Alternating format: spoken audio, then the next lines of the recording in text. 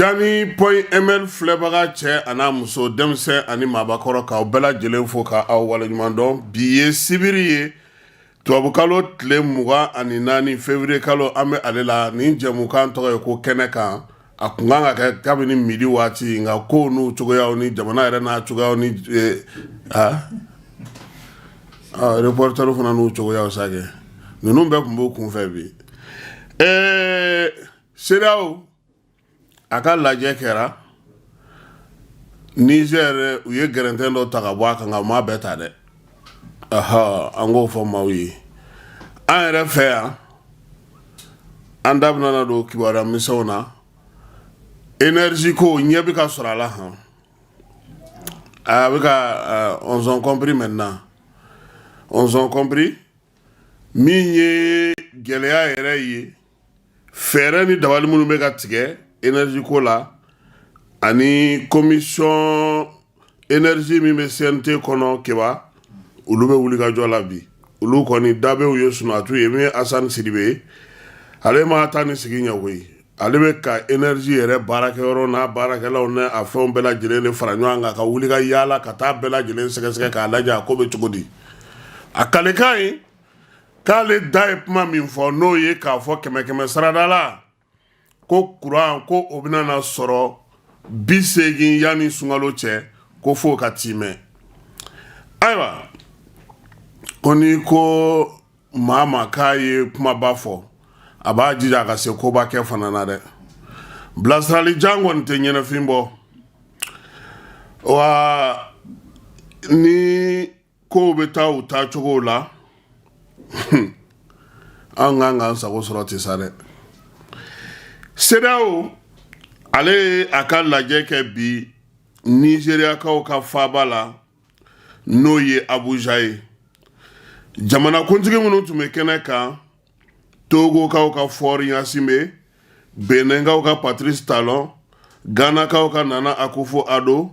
min ye Sierra Leone jamanakuntigi Senegal jamanakuntigi Guinée-Bissau jamanakuntigi Nigeria jamanakuntigi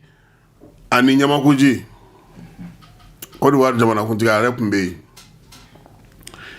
kebako baara daminɛ na Tinubu ye kuma 2 de fɔ Senegal ko kuma ma yala ko Macky Sall ko ni Senegal ko kuma bɛ yala k'a bɛ se ka taa ka so ko parce que ko ale ma min faamu ko maa minnu bɛ k'ale jalaki maa minnu bɛ ka kumaw ta ka fɔ ale ma k'u kelen tɛ se k'a fɔ ale Macky Sall ye ko sariya sɔsɔra ale fɛ yen ko Senegal ye sariya jamana ni sariya bato jamana de ye k'a bɛ min fɔ CEDEAO ɲɛmaaw ye u k'o faamu ale ma sariya sɔsɔ bi a ma sariya sɔsɔ sini o de la a nana sommet kɛnɛ kan wa ko minnu bɛ k'u sigi diɲɛ e ko ani Macron tɛ ɲɔgɔn na Macky taatɔ don Macky mago fosi t'a ɲɛlen yɛrɛ la tuguni a t'a wele a kana yan an ka fɔyɔ dɔ yɛrɛ d'a ma tuguni n'a ye fɔyɔ dun a tɛ a kunbɛ cogo t'a la dɛ a bɛ ko ma ka église capitaine jɔcogo foyi t'a la ko Macky Sall ko ale nana ko k'a f'u ye ale ta o kuma tɛ se ka fɔ yan Abuja tɛ se ka i da don ale ka kuma na parce que ale ye min kɛ u ka jamana sariya sunba tilara k'ale kɔn k'a fɔ k'o ti bɛn ale segira a kɔ ale ko a bɛ sigi ka fɔ kɛ maaw bɛ olu ko k'u tɛ taa sigi ka fɔ la ko politiki fana y'o de ye n sɔnna ni ma sɔn k'o de don ko ale ɲɛ t'a la Macky bɛ se kuma na dɛ Macky ye sariya sɔsɔ yɛrɛ de ma sariya yɛrɛ sɔsɔ i ye coup d'état de kɛ Senegal ka kuma ma yala koyi Mali Burkina Niger Tinubu ko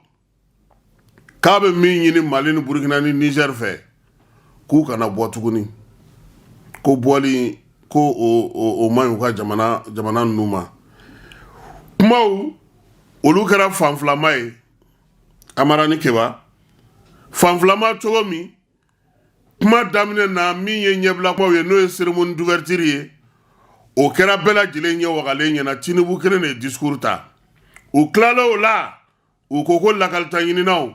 maa minnu bɛ yen n'olu tɛ jamanakuntigi ye minnu bɛ yen n'olu nana n'olu ye jamanakuntigiw bila nan'olu nɔ na u yɛrɛ dama ni jamanakuntigiw ye daw sɔgɔ ɲɔgɔn da la fɔ min ma ko huis clos o de sen fɛ sa u y'a da tulu la k'a da jaba la kuma fila tun tɛ yen koyi coup d'état min kɛra Niger o kɔlɔlɔ min bɛ Niger kan o bɛ se ka wuli cogo di jamana minnu filɛ nin ye n'u ko k'u y'u can k'u jɔ k'u bɔra CEDEAO la u bɛ minɛ cogo jumɛnw na ko ni Alassane y'a sama ka taa yan fɛ Fɔri Yasimi b'a fɔ k'u hakili sigi k'u bɛɛ ye jamana kelen de ye u ka bɛn u ka to u ka kuma ko jamana minnu filɛ nin ye ni coup d'état kɛra n'u ka jamana kɔnɔ k'u ka kun ɲini a nana kun minnu nana ne a ye ni Fɔri y'a da ye Macky Sall bɛna k'a fɔ ko CEDEAO sariyaw ye Yayi Boni b'a fɔ k'u ka Patrice Talon b'a fɔ k'u ka sabali ko kɔlɔlɔ bɛ ka boli ale ka bi cogo min ale t'a fɛ u ka nin ko in ta yen ten Keba ko waati dɔ la ko a gwango jugu k'u ko k'u yɛrɛ ka ji min fɔlɔ o jamanakuntigi yɛrɛ dama ni ɲɔgɔn cɛ da sɔgɔlen n'u yɛrɛ da la kilimu b'a la fan bɛɛ lajɛlen fɛ funteni wulilen don ko sɔɔni ko Tinubu b'a fɔ k'u hakili to a la k'a fɔ ko bi tile kelen dɔrɔn don ko kuma tɛ se ka tɛmɛ bi kan k'u ka kumaw bɛrɛbɛn u k'a cun k'a sumaya u k'a dɔn k'a fɔ ko u yɛrɛ dama de don ɲɔgɔn kan yan maa si t'u cɛla yan Keba ko waati dɔ nana se min ye Guinée Bissau jamanakuntigi ye ale ko a bɛ kuma ta u ko ale ma ko ale ka sabali ale ti misali ye a ka sabali ale kana fɔ k'a bɛ foyi fɔ Mali Burkina Niger ma tuguni k'o de sen fɛ sa Alassane ko u bɛ fɛ ka mun yɛrɛ de kɛ ko sɔnɔgɔya de ɲinina u fɛ Fɔri ko ale taara o de taama na ale o de lakali u ye ale o de ɲini u fɛ o de la sa ko u yɛrɛ dama ni ɲɔgɔn cɛ yan'u ka bɔ ka sɛbɛn kɛ Mali ni Burkina ni Niger ka bɔli k'u tɛ dantigɛli ko o la Tinubu ye min fɔ o ye u kana bɔ u ka to o kan filanan ye mun ye Niger k'u y'u miiri jamanadenw ka sɛgɛn na ani maaw n'u bolominɛw ni taa ni ka segiw o degun min bɛ yen bi k'u ye sanction min bɛ tali kɛ jamanaw kolonsoli la ɲɔgɔn na k'u y'o wuli u ka pankuru siraw an'u ka duguma siraw k'u ye olu dayɛlɛ ko olu bɛ se ka kɛ ko nka ko ɲangini mun talen don ka ɲɛsin Niger jamana yɛrɛ ɲɛmaaw ma u ma olu wuli min ye musaka ko ye u ka musaka min balannen don da ma don o kuma na Keba ko Yakuba Gowon ale tun y'a ɲini u fɛ u k'a lajɛ min na u bɛ se ka mangotoli kɛ Niger ye yaasa ka se ka kɛ u ko u ka ni lajɛ in sen fɛ min ye CEDEAO yɛrɛ ni ani k'a talen don a ngɔnɔ de ma nin waati in na koyi a talen don a ngɔnɔ ma mun na ko jamana saba min filɛ nin ni maaw bɛ k'u jamana saba fitinin minɛ jamana yɛrɛ ta CEDEAO yɛrɛ ta ngɔnɔ ma bi ko firifirili ni fɛn dɔw bɛ yen k'olu se tɛna se ka kɛ CEDEAO ko ninnu bɔra min ye u ka jɛkulu ɲɛmaa n'o ye Alu Ture ye a ko nka ko min ye sanction ye n'o ye ɲanginiw ye politiki ɲanginiw ko olu bɛɛ lajɛlen bɛ tugu nɔ na ka ɲɛsin jamana ninnu ma nka u bɛna min dɔgɔya sa o ye k'a fɔ CEDEAO yɛrɛ ni CEDEAO principe ko kuma fɔ ne t'a da yɔrɔ dɔn fari la quoi k'ale ka principe ko hukumu kɔnɔna de la u bɛna daw yɛlɛ da jumɛn bɛna yɛlɛ k'o ye k'a to min ye jamana ninnu ye siɲɛ wɛrɛ u ka laɲinibaw ye mun yɛrɛ ye ani ordre constitutionnel ka segin ka to kɔnɔ k'u bɛna olu fɛsɛfɛsɛ u ka laɲini nata wɛrɛw la ko n'o tɛ ko sen ta in k'o kɔni kun kɛ kun ye ka se ka gɛrɛntɛ baden ta ka bɔ Niger da la ani jamana tɔw ka kolonzo ɲɔgɔn na taa ni ka segin maaw n'u bololaminɛw olu ka ko la ko n'i ye CEDEAO yɛrɛ ka nin lajɛ in kuma bɛɛ lajɛlen ta k'a lajɛ a dugudugu kumaw ye mun ye an kana ja Mali Burkina Niger la ko nɔn tɛ ko jamana wɛrɛ bɛ bɔ ka tugu kɔ Keba ko kuma bilara yan ko n'Ala sɔnna ma min ye fɛɛrɛ ni dabaliw ye u bɛna olu tigɛ yaasa kuma ɲɔgɔnya o ka to u ni AES jamanaw ni ɲɔgɔn cɛ nka k'a fɔ ko jamana ninnu ko u ka sanction la k'u bɛ segin ka na don CEDEAO kɔnɔ ko ka na CEDEAO baara kɛ u da ma t'o la Niger ka musaka min balannen don UEMOA la u da ma t'o la a kun fɔra ko UEMOA réunion o fana bɛ sigi sen kan u ka se ka kuma o ko kan a na kɛ u b'a dɔn k'a fɔ ko nin ko in mana na ban AES jamanaw fana bɛ wuli ka jɔ dɔ la ɲɔan bɛlɛn de bɛ sen na sisan sa sisan kɔni a kɛra donso ni sogo ye kungo kɔnɔ ou bien jango ni banisɛfu de ni min kɔnna k'a ci min na min bon n'i kɔni bɛ fɛ film ka ban f'i ka banisɛfu faga dɛ n tɛ film ti ban dɛ n'o bɛ balola kɔni film tɔ bɛ to sen na de hali bi n'an bɔra Nigeria kuma jatigintan dɔ bɛ munumunu salo la bɔlɔlɔ sanfɛ a kuma jatigintan in a bɛ tali kɛ ko min ye an ka wolomasiri tabaw ɲɛma n'o ye Sadio ye ko o fatura o kɔfɛ tuguni min ye Gamu ye k'o fana fatura maa minnu yɛrɛ tɔgɔla kuma bɛ ka fɔ tancogo la anw n'u kumana u bɛ ka maa min bugunatigɛ k'a la o ye premier ministre ye o de bɛ ka sangafo kɛ a ko la o ko k'a tɛ nin kuma bɔyɔrɔ dɔn nin fɔ a tɛna na nin fɔ wa nin t'a fɔcogo n'a kɛcogo yɛrɛ fana ye ni nin kofasugu kɛra nka min don a ka sɛgɛsɛgɛ ka ɲɛɲini k'a dɔn k'a fɔ ko kuma jatigintan don taa kana fosi tɛ a la ko farafinna kɔnɔna na jamana minnu bɛ yen n'olu bɛ malo dun ka tɛmɛ jamana bɛɛ kan Mali, Nigeria, Guinée, Côte d'Ivoire ani Sénégal ko balo min bɛ dun ni jamana ninnu kɔnɔ kosɛbɛ k'o ye malo ye ko wa ko n'u m'u farati malo ko tile 2 in na k'a sɔngɔ bɛ sɔn ka gɛlɛya k'a sabu kɛ mun ye silamɛ diinɛ mɔgɔw bɛ ni jamana bɛɛ lajɛlen kɔnɔ wa sunkalo la u ka sun donni ni sun suguriko k'a caman bɛ base malo de ka se tɛ minnu ye kosɛbɛ k'olu de ye sundonnabaw ye ko fɛɛrɛ mun kan ka kɛ k'o de ye k'a fɔ ko ka maloko yɛrɛ lajɛ a bɛ se ka don ji ɲɛma jɔlen na cogo di ni jamana ninnu kɔnɔna na min ye dolari wari kɔni ye k'o kan ka ɲini dolari wari kan ka ɲini cogoya sugu bɛɛ la a jamana ninnu kɔnɔ ko min ye malo tɔni miliyɔn 20 o de bɛ dun a jamana kɔnɔna na wa n'i y'a ta k'a jateminɛ fana a bɛɛ lajɛlen ye maaw ye guwa minnu ni guwaw man girin kosɛbɛ n'an segira ka na Bamako M5 RFP ko Imam Umaru Jara ko o kɛra intérimaire ye u y'a yira k'a fɔ fana ko min ye jɛkulu caman ye ko olu senyara nin ko in na ko yaasa ka se ka nin baara in bugunatigɛ FSD ale pataki kɛ bi k'a yira k'a fɔ ko u y'olu tɔgɔ dɔn a la ko olu tɛ a la k'olu ma jɛn n'a ye olu kɔni sen tɛ nin ko in na fɔlɔ ayiwa ja minnu taara kunungo Bitari ninnu ka mɔgɔw Bitari n'a ka mɔgɔw ani Umaru ninnu ko comité stratégique min ni Buwa Traoré b'a kunna ale fana tun b'a fɛ ka na olu sanctionner de ko sabula k'u taara mankan wuli k'a jɔ alamisadon réunion kɛyɔrɔ la yanni sanction ka bin olu fana kɔnna ka taa déclaration kɛ ko Buwa yɛrɛ t'a la tuguni ko Imam Umaru Jara ko o ye intérimaire ye keba a kuma ka ca mais ne ma min faamuya u bɛɛ ko k'u bɛ sɔrɔdasiw kɔ u bɛɛ ko k'u ni sɔrɔdasiw ka di n'o ko bɛ ten o jɔrɔna yɔrɔ bɛ min sisan a t'a tɔ ɲɛnabɔ yɛrɛ ni ɲɔgɔn cɛ ye a ka mɔgɔw tulokɔrɔla d'u ma n'o tɛ fɛn min don fɛn o fɛn bɛ ka fɔ nin na i b'a mɛn dɔw da ko wayi ko premier ministre bɛ k'a ka candidature préparer ko n'o ko k'o b'o préparer ko n'olu m'u ka distance ta n'u ye ko ni sɔrɔdasiw tɛ bɛn dɔw fana bɛ yen olu bɔra jɔyɔrɔw la u mɛnna u ma jɔyɔrɔ sɔrɔ o kumaw cayalen don chargé de mission kɔrɔw minnu bɔra u jɔyɔrɔ ni fɛnw na keba a kuma ka ca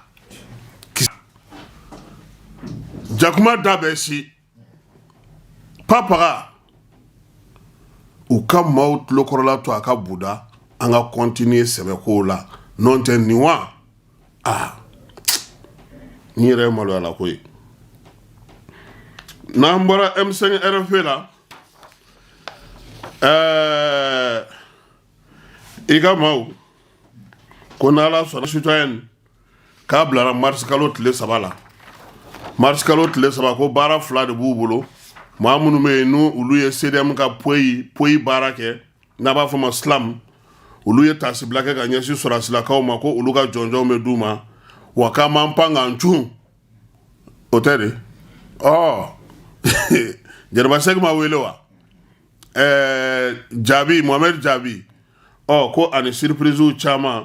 ko bɛɛ lajɛlen ni maa min b'a fɛ i sen ka ye ko in na sa nɛgɛjuru sira o ye 78 68 65 09 ye bɛɛ lajɛlen bɛ se ka weleli kɛ yaasa CDM kali fini tugu sengoroma dondo o bara isemese ka yola tugu min segu pelenganakaw fei shifiw ye baara kɛ baara min n'o y'u ka sokura o kurumbo karili ye ko pelengana ko k'a daminɛ bi dimanche don in na sa bi sibiri don in na sa tubabukalo tile 24 ko min ye pelengana shifiw ye olu kɔni u tɔgɔlaso sɔrɔ tɔgɔlaso in kɔni u y'a yira k'a fɔ k'a kɛ kun ye yaasa ka se ka baara caman kɛ wari miliyɔn 30 ma min ye banderi tigɛli ye sa o kɔni kɛra pelengana ɲɛmaw yɛrɛ fɛ musokuntigiw préfet segu préfet o tun b'a kɛnɛ kan ale ni directeur régional de la jeunesse ko wa ko min ye nin waleya in ye ko a ɲɛna kosɛbɛ ko segu denmisɛnw ko u bɔra ko la kucalakaw fɛ yen kalan de bɛ ka kɛ bi dɔgɔtɔrɔso maaw kunna maa 89 u y'olu kɔni ta sa kunu ni kunna sini ko ka kalanko kunna infirmiers minnu ka se ka baara kɛ dɔgɔtɔrɔso kɔnɔna na gɛlɛya fɔlɔw bɛ yen ni banabagatɔw kɛ min ye clinique kɔnɔnaw ye sa ale ni dɔgɔtɔrɔso misɛn minnu bɛ kucala kɔnɔna na sa ko Médecins Sans Frontières ale kɔni kɛlen ka dɛmɛ don olu ma yaasa u ka se ka nin baara ninnu kɛ kalansen ka se ka kɛ u kun Gunzirekaw fɛ Gawo mara la u kana fara ɲɔgɔn kan yaasa bɛn ni kelenya o denw bɛɛ lajɛlen k'u bolo di ɲɔgɔn ma yaasa basigi ni lafiya bɛ na o baara olu bɛ sen na Keba Gawokaw ko couvre-feu ka tɛ sen na dɛ ko wa ko min ye couvre-feu ye ko n'a wulila k'a kɔlɔlɔ bɛ bonya olu kan u kɔni ye welewelema kɛ k'a fɔ u ka gouverneur ye ko a bɛ ka baara min kɛ u ka to n'a ye sen na ko fɛn caman bɛ bi basigi ni lafiya la sini n'Ala sɔnna ma an na Gawokaw bila n'o o ye Umar Sise olu ka kuma maaw ko u lamɛn Keba Kuranko halisa min ye Asani Siribe a b'i sɔn a taara tribunal ni fɛnw lajɛ bi sɔgɔmada in na a taara cu Selengekaw fɛ yen a taara yen fana lajɛ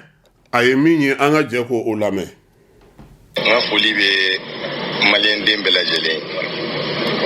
an bɛ kuma daminɛ tuguni ni yafadeliw fɛ kurantigɛ ko in y'a sababu ye komi y'a fɔ cogo min na an bɛ yan bi CNT mɔgɔw colonel Malik Jaw tɔgɔ la n'o ye CNT président ba ye ani colonel Asimi Goita tɔgɔ la n'o ye Mali yɛrɛ président ba ye i ka kuma la i y'a fɔ cogo min na dusumadiya bɛ yen mais dusumakasi fana bɛ yen dusumadiya bɛ mun na parce que an nana sɔrɔ maliyɛnw de bɛ yan pratiquement à 100% olu de bɛ baara la yan engagélen don i b'a fɔ an y'a fɔ cogo min na an ye min ye Bamakɔ centralu la u yɛrɛ vraiment ils sont désolés problème mun bɛ maliyɛnw kan bi donc dusumakasi ye mun ye an tɛ se k'a faamu an kɔni bɛ ka question poser an yɛrɛ kun Bubu nin installation in c'est depuis 1982 a donna service la de 1982 à aujourd'hui entretien kelen de kɛra la normalement barrage in man ka baara yɛrɛ kɛ mais tulokun gɛlɛya ani maliyɛnw bɛ degun min na o de kama énergie mɔgɔ minnu bɛ yan u bɛ ka barrage la baara ni barrage min ta di mɔgɔ ni barrage bɛ pêche kɛ ni barrage bɛ tourisme fana développer barrage min bɛ se ka courant di mɔgɔ ma dɔrɔmɛ 4 dɔrɔmɛ 6 mun de kama o barrage bɛ lafili k'o kɛ bolo kɔfɛ ko ye ɲininkali gɛlɛn a bɛ dɔ de arranger wa a tun bɛ dɔ de arranger barrage mun bɛ marché a bɛ courant di dɔrɔmɛ 4 o bɛ to yen ka taa groupe wuli ka courant di dɔrɔmɛ 40 nin kɔ donc vraiment an kɔni an m'o de faamu donc pour nous c'était un manque de volonté politique et de vision politique ça date pas d'aujourd'hui ça date d'il y a plus de 30 ans et an y'o de fɔ mun na barrage ma multiplier barrage yɔrɔ 3 belebele mun fana tun b'an bolo n'o ye Manantali n'o ye Guyina ye ani Felu minnu ye anw succédé n'o ye jamana marakɔw ye u y'u jija k'o ta k'o di OMVS ma k'a ni dugu wɛrɛ jɛ o la tugun an ni dugu wɛrɛ jɛ de don Mali kelen ta bɛɛ mais a barrage bɛ Mali dugukolo de kan a don an ka dugukolo kan an n'u bɛ dugu wɛrɛw bɛ courant tila dɔw yɛrɛ mago tɛ courant na yɛrɛ an bɛ ka t'o deli bi de u ka dɔɔnin fara anw ka quota kan Bubu c'est pas normal souveraineté n'i ko ko o de ka di ye jamana kɔnɔna la i b'i yɛrɛ de ta lajɛ fɔlɔ bien vrai que africanisme bɛ yen panafricanisme bɛ yen mais i b'i ka fasodenw ta ɲɛdila lajɛ fɔlɔ ka sɔrɔ ka tɔw dɛmɛ dugu tɔw b'o de kɛ n'i y'a jate minɛ Éthiopie ani comment ça s'appelle Égypte bɛ ɲɔgɔn na bi barrage jɔ la parce que ni dɔ ko y'a jɔ an tɛ ji sɔrɔ u k'u b'a jɔ parce que olu mago bɛ courant de la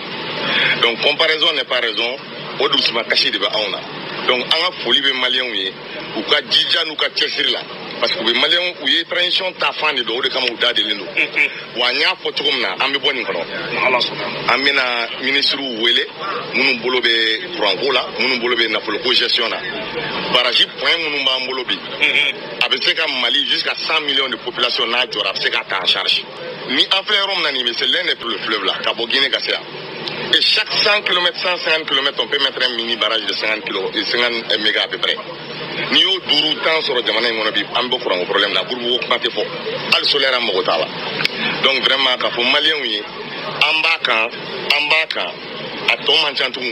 mais le secteur énergétique est à refonder, on va le refonder, Inch'Allah. Aywa, ko énergie kaka nga chika jokuraye, kuwa kubuna chika jokuraye. Selenge baraji alu se ka maa ba kɛmɛ ta kurana a bɛ sɛnɛ kɛ a bɛ mɔni kɛ a bɛ jɛgɛ min a bɛ bagan mara kɛ k'o bɛɛ lajɛlen to yen ka taa groupe san ka carburant san ka k'o kɔnɔ o bɛ courant feere an ma dɔrɔmɛ 40 nin b'a feere 4 dɔrɔmɛ 4 an ma kala ye k'an ɲɛ turu a la dɛ an y'an kun d'u ma ka taa tigɛ de sisan an bɛ dugawu de kɛ ala ka hakilina ɲuman di faamaw ma u ka se ka baara kɛ ka ɲɛ yaasa min ye jamana ye a bɛ bɔ nin degun in kɔnɔna na. An kɔni tubabukan fɔ in t'anw b'an ja ka kuranko la dɛ ni kuran mana an tɛ mɔgɔ ka tubabukan lamɛn dɛ kuran tɛ yen kuran tɛ yen ni kuran nana an b'a fɔ kuran nana wa an bɛ min fana fɔ ka far'o kan mɔgɔ minnu bɛ yen k'olu yɛrɛ de bɛ transition dɛmɛ ni namara t'a la jɔyɔrɔ ɲini tɛ foyi tɛ mécaniciens wotoropousselaw tasibolaw sugulako maa minnu bɛ dugu ma n'u olu ka transition ko ka jugu ni bɛɛ ta ye olu de bɛ degun kɔnɔna na bi parce que olu de ka baara bɛ ka tiɲɛ jamanakuntigi ko k'a b'a kalama o de la a yɛrɛ wulila k'i jɔ ko yanni sunkalo cɛ a bɛ kɛ cogo o cogo u ka kuranko ɲɛɲini CNT bɛ ka taa ta fan gouvernement fana bɛ ka taa ta fan tubabukan in kɔni an b'a fɔ mɔgɔw ye nka kuran f'a ka sɔrɔ de o de ka di bɛɛ lajɛlen ye an bɛ bi ta jɔya k'aw yɛrɛ fo ka waleɲuman dɔn min ye Amara Nuhu Keyita k'i fo fulakɛ Kɛba Jalo k'i yɛrɛ fo i kɔni i bilama ye i ka nɔnɔw ɲɛn'i bolo dɛ ala ka sini yira an na nɛgɛ kanɲɛ 19 n'o ye 19 heures an na ɲɔgɔn sɔrɔ jamukan ale kɛnɛ kan ala ka dugu ɲuman kɛ